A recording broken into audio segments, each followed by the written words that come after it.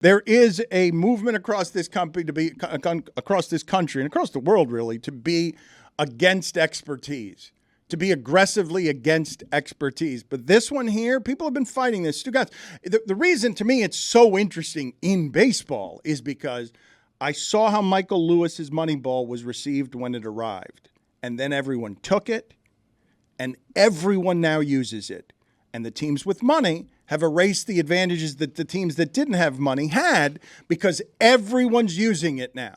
So much so that the guy who runs one of the teams that spends the most is contentious with reporters because he doesn't want to be known as somebody who is led by numbers in a sport where I see, Stugotz, the infielders are reaching into their back pocket and they're all cheating. This guy hits it 4 feet to my left every time. Got to move over. They're pulling out. Right. They're pulling out papers out of pockets to look at where they're supposed to be standing on the field. Next thing you know, line drive over second base. Been a hit all my life. Now it's always an out. Always an out. They've hit it right at the guy. And they're all using it, and it's wildly confusing to me that we would be aggressively anti-smart. Like, it's not even like you're just sitting it out or neutral. You have to defend yourself against, I'm someone who tries to be informed.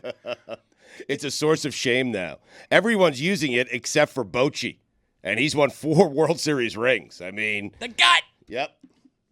Do you guys not find it puzzling?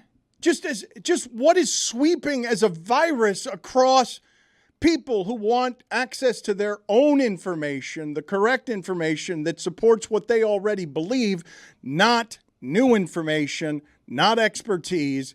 I don't understand why in sports, why it is that we would be this aggressively against being informed when all of you listening to this who are in your fantasy leagues, you all seek out expertise on your fantasy teams, even though this stuff can be hard to predict.